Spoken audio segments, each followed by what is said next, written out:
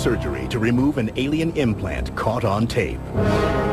A flying saucer fragment found. UFO landing sites located. All the work of a special breed of investigator. I've seen an overwhelming amount of physical evidence. I'm absolutely convinced that UFOs are real. These real-life X-Filers believe the truth is out there, and their goal is to discover if science fiction may actually be science fact. They are UFO hunters.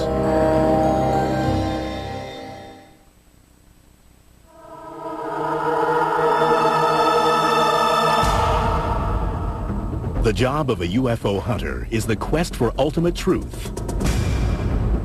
They seek proof that we are not alone in the universe. They present evidence that we are being visited by beings from other worlds. But does proof of such visits exist? And if so, would that change people's opinions of UFOs and UFO hunters? In 1985, one man, Bob White, claimed that he'd found a fragment of a UFO. I was traveling from Denver to Las Vegas with a young lady named Jan. And in the high desert, if it's a bright, clear night and the stars are shining, which it was, you could see forever. I was asleep when she woke me up and asked me what this strange light was. I didn't know. So I stayed awake and we watched it. As we got closer to the light, it got bigger. We stopped the car to look at it. The light was so bright, I had to shield my eyes like this to look at it. She turned the headlights on for some reason, and when she did, this thing just shot up in the air that fast. And when it got up in the sky, it connected to another light, and then this object was ejected from it.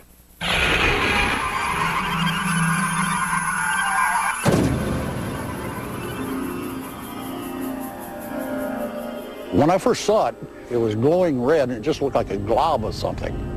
And it was too hot to touch. My first thought was, what in the world could it possibly be? What could this be?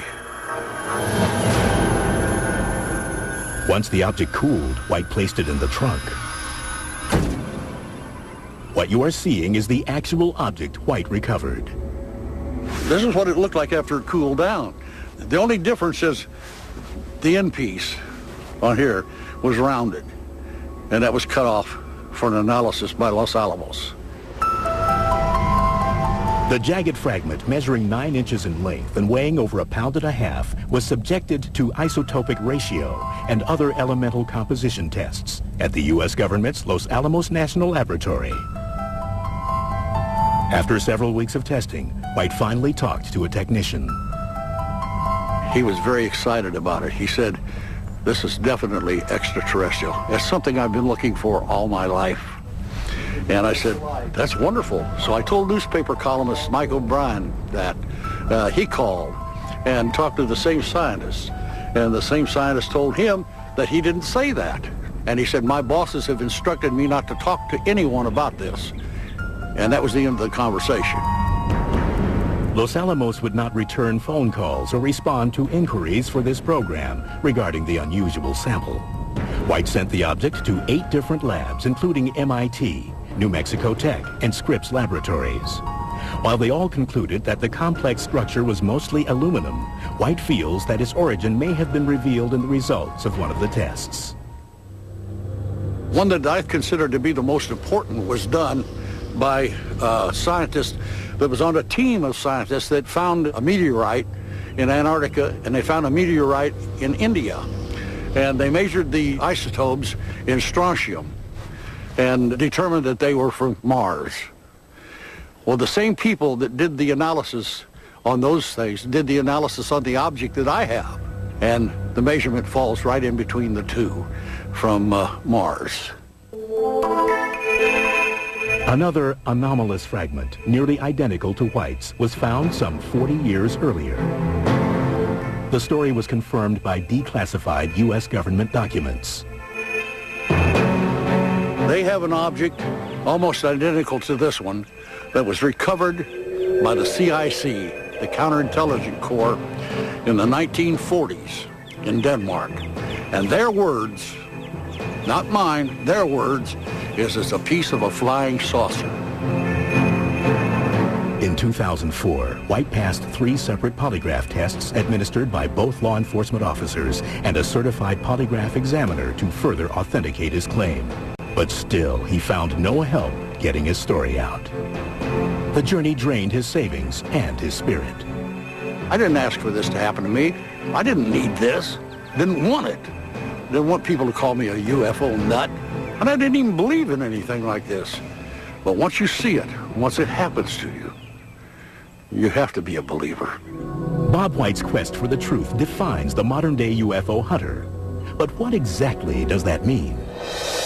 The term UFO hunter is a rather peculiar one because it covers an awful lot of ground. You can hunt sightings, you can hunt people, you can hunt documents.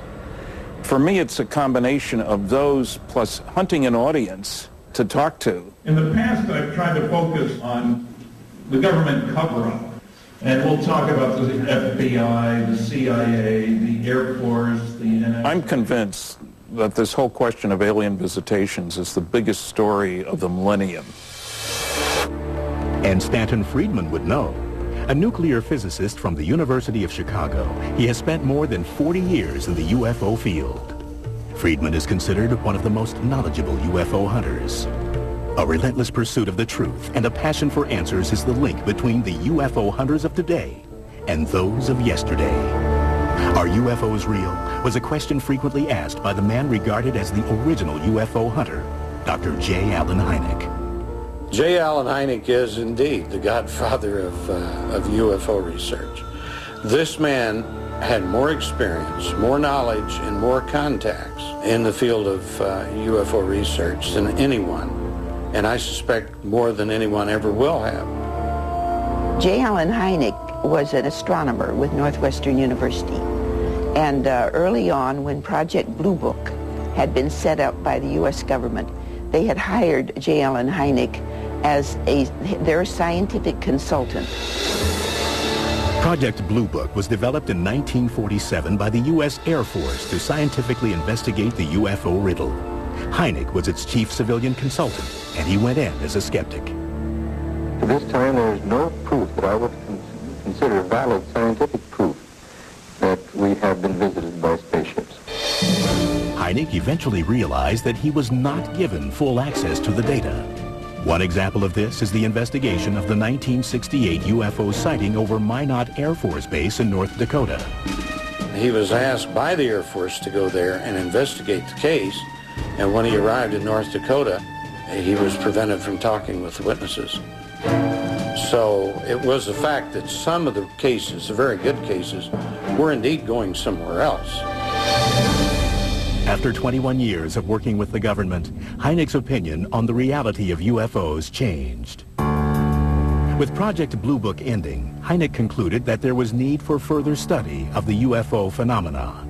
UFO hunter John Schuessler agreed. He co-founded the Mutual UFO Network, or MUFON, which continues today to investigate UFO sightings. The Mutual UFO Network began because there was no place for people to report UFOs. We became a reporting spot. Schuessler and Hynek garnered respect in the UFO community. However, another UFO hunter emerged from the University of Arizona's Institute of Atmospheric Physics, who used his credentials as a scientist to revolutionize the way his colleagues viewed UFOs. Before James McDonald entered our field publicly, the scientific community was completely ignoring the UFO phenomenon. McDonald was the first prestigious scientist to openly declare his interest in this phenomenon. He startled his colleagues because scientists at that time did not go public with any interest in UFOs. It was a no-brainer, shall we say. Ann Druffel has been investigating UFOs for more than 57 years. She has uncovered Dr. James McDonald's personal journals and has written the only biography of McDonald titled Firestorm.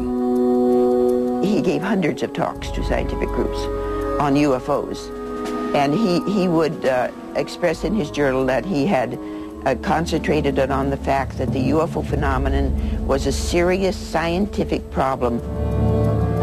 He was the top hunter, shall we say. Jim McDonnell, because he was so convinced that this was a major subject, managed to get congressmen to sponsor hearings back in 1968. 6 scientists testified in person, including McDonald and Hynek, and 6 more of us submitted written submissions only. Following the example set by McDonald was UFO hunter Dr. Frank Drake, a professor of astronomy at Cornell. Drake helped create one of the most recognized names in the study of life in the universe, the Search for Extraterrestrial Intelligence, or SETI program. The SETI program looks at the issue of, are there planets around other stars, and if so, then what is the easiest way for them to communicate with us? With radio telescopes worldwide, SETI searches the skies for radio waves from other intelligent life in the universe. Dr. Rudy Schild, research scientist at the Harvard-Smithsonian Center for Astrophysics, believes that SETI has its flaws. In my view, SETI is an approach taken by people who are very smart and who think that they understand alien technology well enough to be able to exploit it and to give us direct evidence of alien civilizations. Whereas UFO hunters are people who are also smart, but doing the obvious thing that we always do when we see something we can't understand. We get out our cameras, our Geiger counters, and whatever we've got, and just make observations. And I congratulate the UFO hunters because I think they're going to get there first.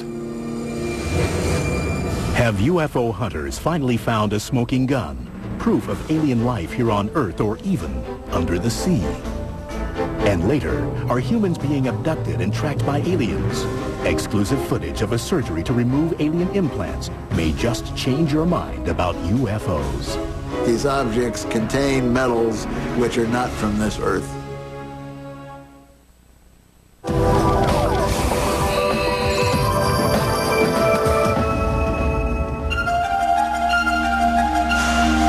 April 24th, 1964, Socorro, New Mexico.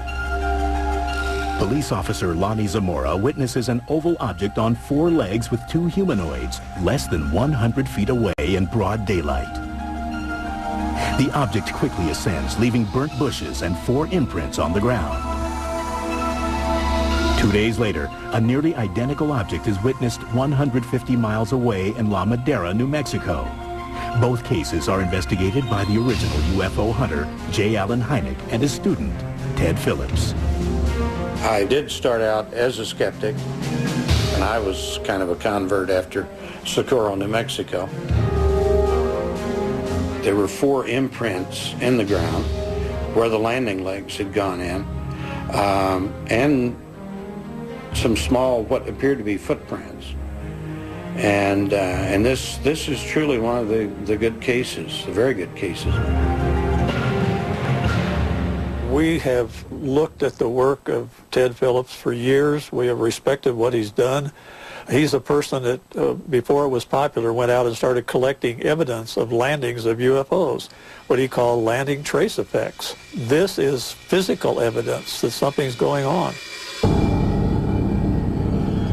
As a UFO hunter, my job really is simply to gather the hard evidence to support UFO sightings.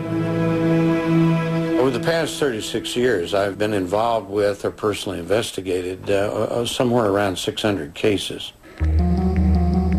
Because of the amount of trace evidence, the Socorro, New Mexico case was a turning point for many UFO hunters, including J. Allen Hynek. Allen talked about this case. He told me later that he began to see that something, in fact, was taking place because this was a daylight sighting by a police officer with other witnesses and the finding of physical traces at the landing site. So this is why then 4 years later, he suggested to me to specialize in landing cases, especially with physical evidence, for the simple reason that you can look at 1 million lights in the sky and it produces really nothing except 1 million reports of visual observation. Dr. Heineck always suggested that people specialize.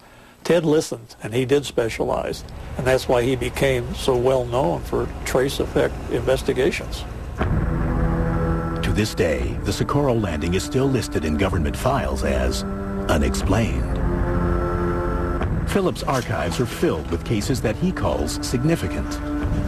Significant case would be one in which we have multiple witnesses, good seeing conditions, close range, plenty of time for the individuals to figure out what they're looking at, and resulting physical residue of some kind. In other words, the object is at that site and it generates physical traces on the plants, on the soil, tree damage. It can go several ways. Some of the cases he's investigated couldn't have been done in normal ways. You couldn't have faked it, for instance. It had to be something unusual, unconventional, that flew in, landed, it actually changed the environment, and then it left. I believe that we're dealing with constructed devices under some kind of intelligent control. And that's based on the data, the facts, period. While Phillips may lead the way in land investigations, other UFO hunters are looking to the sea. Considering the fact that water covers about 70% of our planet, a significant part of the UFO research occurs at sea. UFO hunter Paul Stonehill has spent more than a decade examining declassified Soviet documents that detail such sightings. When the Soviet Union started disintegrating, I decided to form a so-called Russian UFO Research Center to be a bridge between Soviet ufologists and their American counterparts. The Soviets knew that there were objects and phenomena that they could not explain, grasp, or capture. So they wanted to study it. Some of the most interesting cases took place in 1960s and 70s when Soviet submarine commanders would encounter gigantic objects, chasing them to deep waters. Huge objects would ascend from the ocean. Cigar-shaped objects would hover over Soviet ships, observe, move about at great speeds. Stonehill specializes in what researchers call USO encounters. A USO is unidentified submersible object. A UFO is unidentified flying object.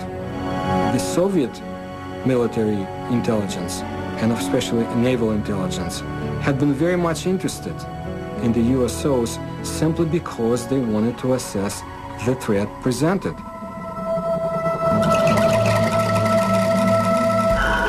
They had examples, even back in 1982, for example, in Lake Baikal, when local commanders tried to capture one of the so-called gigantic swimmers. Machinery was destroyed, people died, human beings died while trying to capture the unknown phenomenon. And the Soviet High Command decided not to lose any more people. There was nothing they could do about the so-called observers.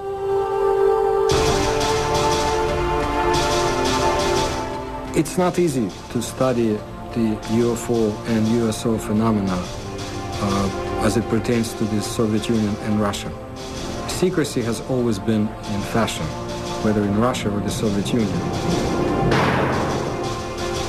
I truly believe that whatever is hidden in the files is fascinating to an extent that when it comes available, if it ever does, it would change the course of history of our planet. But while some scour archives and documents, other UFO hunters explore well beyond the physical environment. A lot of people that investigate UFOs eventually broaden their horizons, so to say. They get into metaphysics as well. I think they do that because they didn't get all the answers they wanted, and they feel that there's something bigger out there than the physical science that we've been dealing with. One such UFO hunter is John Rixey Moore. Throughout the 1990s, he traveled the globe investigating a phenomenon commonly associated with UFOs, crop circles. A fresh one definitely is a physiological experience. It's something that makes your hair stand up. When you're walking in one, it's very interesting to note that normally the center of the vortex that formed it is not necessarily the center of the image, the glyph. It's off-centered. If you walk with the lie of the plants, you get the feeling that you're walking downhill. You can get going too fast. That's the sensation you get. When you turn around and walk against the lie of the plants, you have the exact opposite sensation. You become breathless. It feels like you're walking uphill. Some people react so dramatically to them that they begin to get nauseous as they approach them. UFO hunter Ruben Uriarte has also experienced firsthand the physiological effects that Moore has encountered. Over the years that I've had the opportunity of walking into crop circles, I noticed from a number of other people who are also in the formation sharing their bodily sensations, some of them feeling very dehydrated, some feeling nauseated. Sometimes that has happened to me too, where I feel nausea. It's a sense that there's some sort of sensation that's going on with you. I'm a UFO hunter because I want to know what's going on. I want to know what's going on this planet. I want to know how it connects, how it affects us, and I want to solve the mystery. And through that, I'll do whatever it takes to get there. And that's why it's important for me to continue on this hunt for the truth. Is this video proof that aliens are inserting implants into humans? We looked, and certainly there was a foreign body there, which appeared to be metallic. Can this tiny object really be evidence of an alien abduction?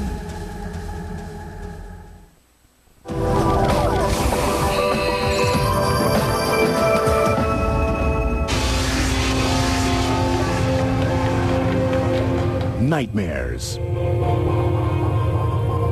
Strange recurring images. And missing time. UFO hunters say these are signs of alien abductions. Skeptics, on the other hand, argue these experiences can generally be explained by modern science.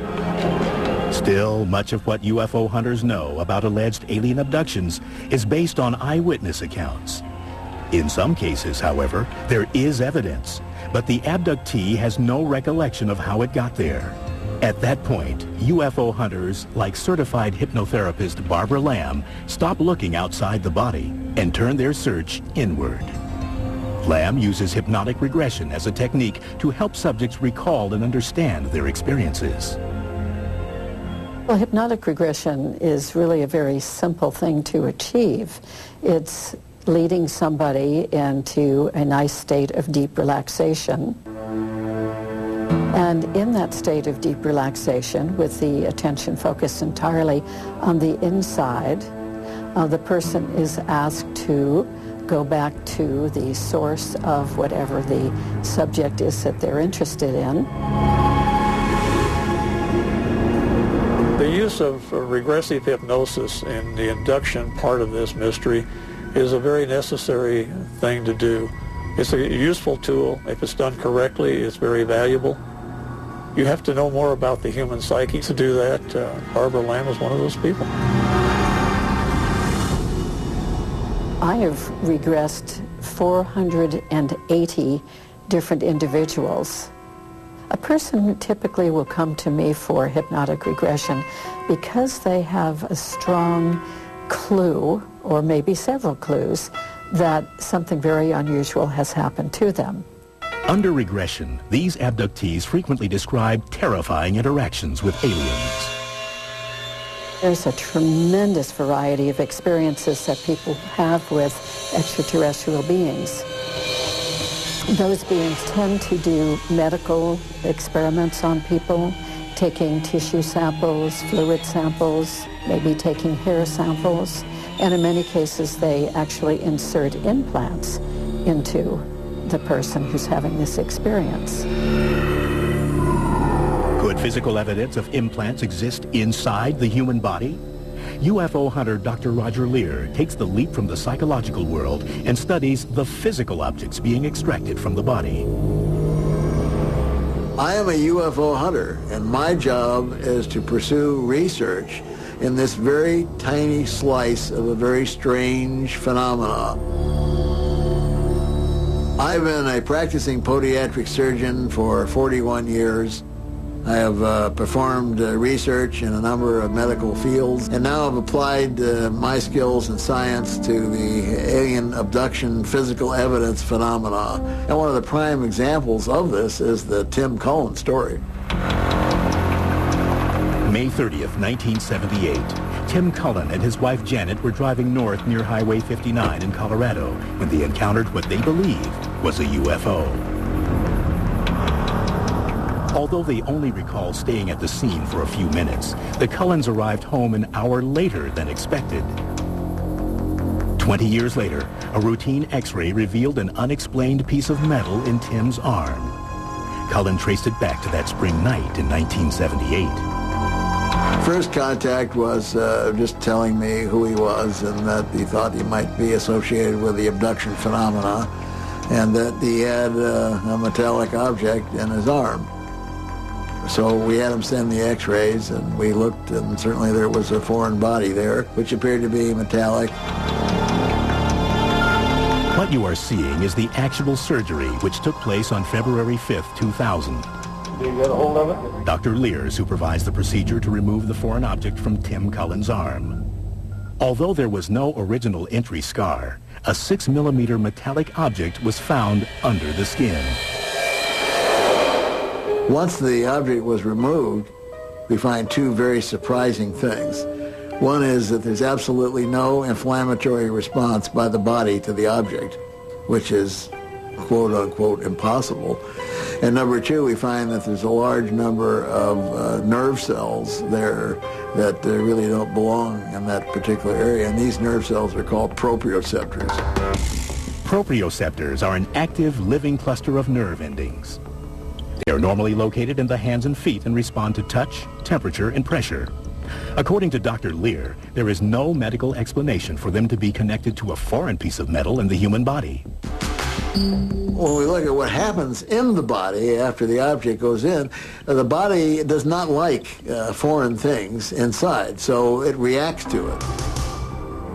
Now, if it's, let's say, lead from a pencil or something like that, we get an immediate inflammatory reaction. But when we look at these things, there's nothing. Zip. Zero. So just from that alone, you can say these are drastically different than any kind of typical foreign body that we get inside.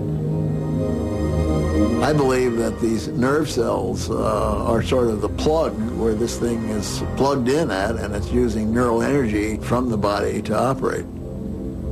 On one case, not Tim's, but on another case, we fortunately had a piece of equipment which was a radio frequency detector, and we actually detected two oscillating frequencies that were being emitted from the object. When they are removed, they don't do anything. So obviously, plugging them in somewhere into the body gives them some kind of energy that makes them do whatever it is they do. Dr. Lear has supervised more than 10 of these operations. Each surgery has produced strange foreign objects from the body, all of which can be found safely locked in his personal archive. The evidence collected by Dr. Lear seems to defy scientific logic. We find that these objects contain metals which are not from this earth. The abundant amount of physical evidence available leads me to believe that this planet is being visited by intelligences from somewhere else. That is why I'm a UFO hunter.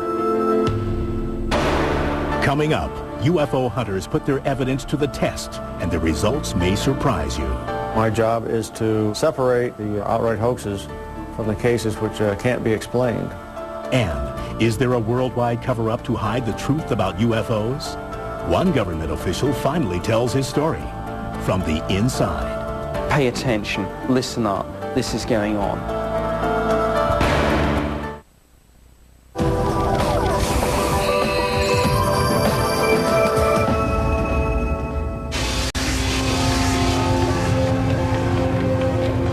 Ultimately, validating the hard evidence accumulated by UFO hunters is just as important as recovering artifacts.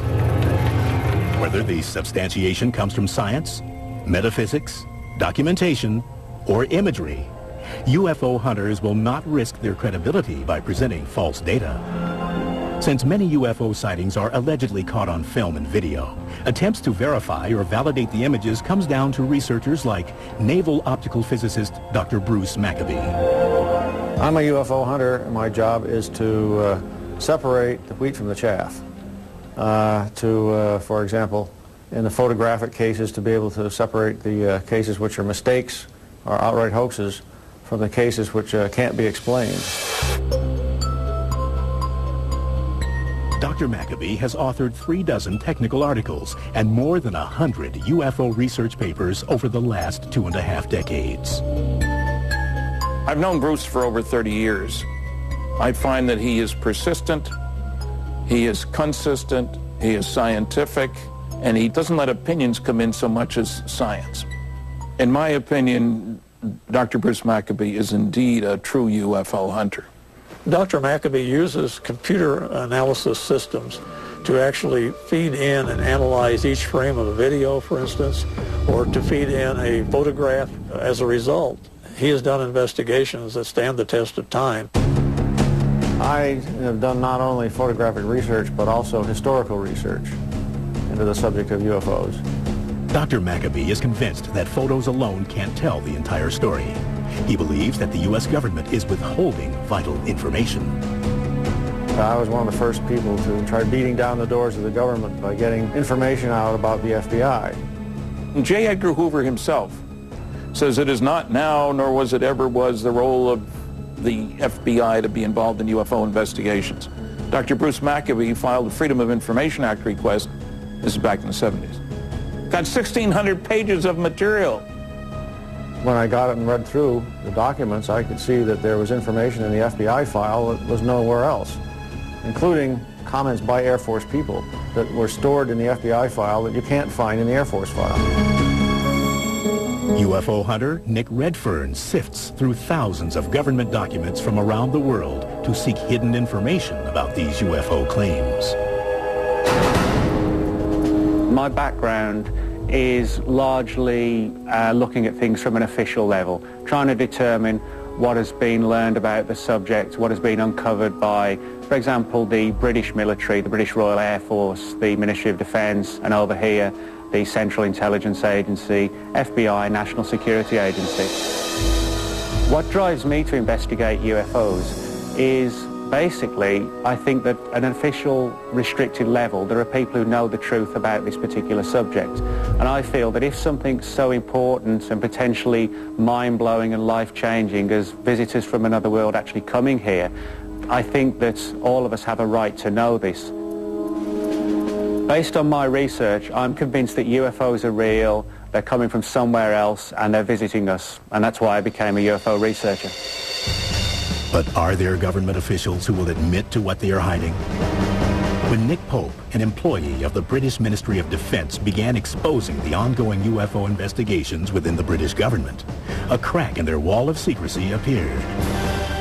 We got into it in 1950 on the basis of the fact that we were seeing UFO sightings in our country and that there was considerable public and media interest from senior establishment figures. Pay attention, listen up, this is going on. We believe that the UFO phenomenon is real. The significance of an MOD employee actually coming out with a statement that they believe some UFOs are alien spacecraft, I think, is to really get across to the media and the public that these things are taken seriously at an official level and that there are people investigating these things. Dr. Robert Wood, former aerospace engineer and associate of J. Allen Hynek, analyzes documentation from the 1950s that alleges the existence of extraterrestrial visitation. Obviously controversial, these papers represent one of the most difficult tasks to UFO hunters: document authentication. When you attempt to determine a questioned document's validity, you approach this in an orderly manner. If you have an original, you do the things you can do, like look at the paper. If you don't, then you look at the shape of the letters, and you go into the printing subtleties. Dr. Woods is one of the leading people in this field, and the work he does in the forensic examination of documentation, I'd say he's probably the leading person. The documents that I've been exposed to include 4,000 pages of mostly unclassified material, somebody cleaning out his file drawer who used to work in some intelligence agency. But a lot of them, maybe 500 or to 1,000 of the pages, are top secret. Some of those top secret files detail the Majestic 12 organization, a group allegedly established by President Truman to maintain the secrecy on extraterrestrials. Dr. Wood had the documents analyzed. I have taken those to a typewriter expert and have determined that they were typed on an Underwood 1940 typewriter, so it's consistent. Based on this analysis of the typewriter model, the paper and ink content, Dr. Wood believes the documents are genuine and may blow the lid off of a UFO cover-up. The large number of documents that I've been able to accumulate very clearly show that we have a covert program to keep from the public the recovery of a large number of crashes that include the recovery of extraterrestrials. Dr. Wood is definitely a UFO hunter, a good UFO hunter. But do you have what it takes to become a UFO hunter? The goal is to get the truth out there. Whatever it takes to do that, you've got to do it.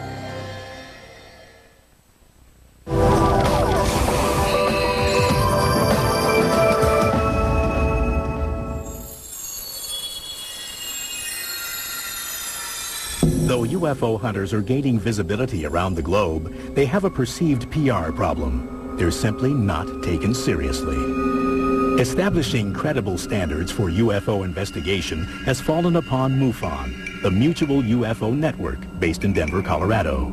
This is the largest scientific research organization on UFOs anywhere in the world. They have developed a program to train those interested in the field to do a thorough investigation. The job of the investigator is not to express an opinion, not to influence witnesses, but basically to keep his mouth shut, listen to what they have to tell him, and put that together in some kind of meaningful form. And you have to have some training to be able to approach the subject in the right way. How are you going to go about doing the investigation? The MUFON Field Investigator Training Program trains members of MUFON who wish to volunteer to become field investigators for the organization. Kathleen Martin is the director of MUFON's Field Investigation Program and oversees the training and progress of over 1,000 UFO hunters across the nation. We currently have no formal government-sponsored organization that does this kind of work, and people feel that there is a real need for this kind of work to be done. Yeah, that's a good point. And Peter Jeremiah is one of the many trainers involved in the MUFON program and is skilled at determining who could cut it, who is serious-minded, and who should be weeded out from the ranks. Extraterrestrial vehicle.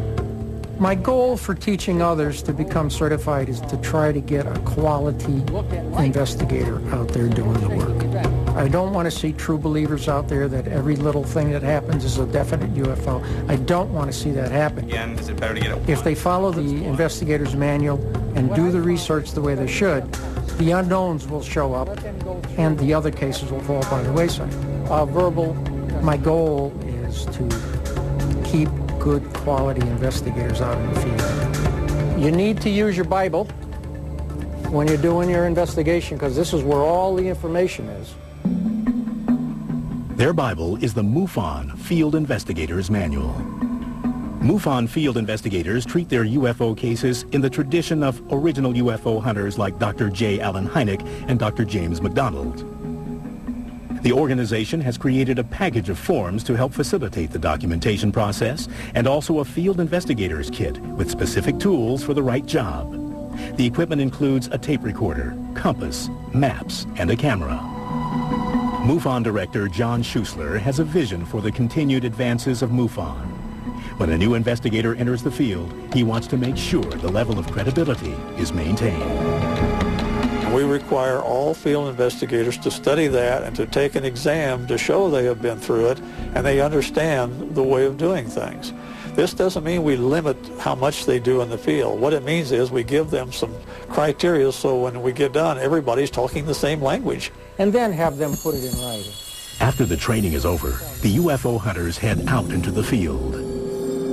Basically what happens is you'll get a report. First thing I do is call the witness, set up a meeting. I like to go to their place, I like to talk to them face to face, not so much on the phone.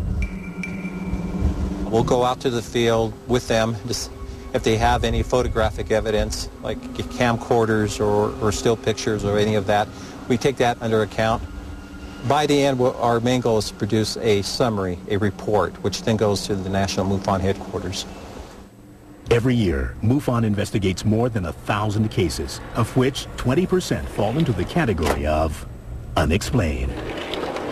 We have some 300 consultants and research specialists in every possible field of endeavor that are able to look at this material. Those are scientists. And we go everything from astrophysics to religion. Back in the days when Dr. Hynek was doing this, he had an invisible college. These were people that were scientists that didn't want anybody to know they were doing it, but they would help him. Today we have a visible college that people are saying, I don't care, I'm going to look into it because I am a scientist. And that's truly what science is all about. I was speaking with Anne.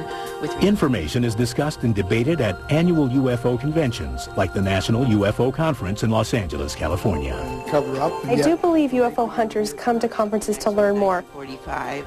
They're looking for answers to what maybe they've seen, maybe they've heard about, or maybe they're just curious about. So I believe that some of the attendees are UFO hunters. They're seeking out the truth for themselves. Operates a website. Symposiums, conferences, gatherings are always very important.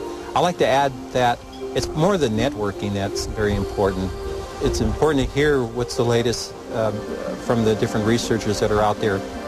But there's a lot behind the scenes, and these conferences provide the avenue for people to get together and to share notes, to share what's going on. And believe me, I've learned more from behind the scenes many times. Regardless of their reasons for investigating UFOs, these hunters have one common goal. I think it's simply my job to tell the truth. And what is the truth? That is the prime goal, to find out what the truth is behind the subject. I think we are mature enough now to take whatever the truth might be. The goal is to get the truth out there. Whatever it takes to do that, you've got to do it. As they look to the stars, the earth, or within the human body, UFO hunters feel their case is strong and the evidence irrefutable. As new technology, like the Hubble Space Telescope, identifies undiscovered Earth-like planets, one must wonder if the mysteries of the universe have, or ever will be, solved. But one fact remains.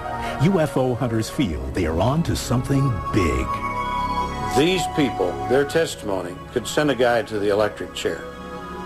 And yet they report a UFO and they're no longer credible. And that's a double standard in this country that I simply can't understand. When someone says to me, there's no physical evidence, I look at them with a dismayed look and would tell them that I'm very, very sorry for them. And they would say, why? And I would say, because you're so misinformed. The evidence is overwhelming in the form of large-scale scientific studies, physical trace cases, multiple witness radar visual sightings, abduction cases. There's an enormous amount of data, and what I find is that the people who don't agree with me are people who haven't studied that data. I think we have seen through the UFO mystery the glimpse of the future. We're seeing devices in our atmosphere that operate in ways that we can't and haven't been able to operate. If we could harness any one of these, it'll change the future of humanity. And that's really why I'm in it. That's why I'm a UFO hunter. Josh is heading for the glacial ranges of Patagonia to examine the remains of a vanished tribe of giants and to attempt to solve one of the greatest riddles of our time. The word Patagonia itself means big feet. Who knew? The Giants of Patagonia on Digging for the Truth, next on the History Channel. That's huge.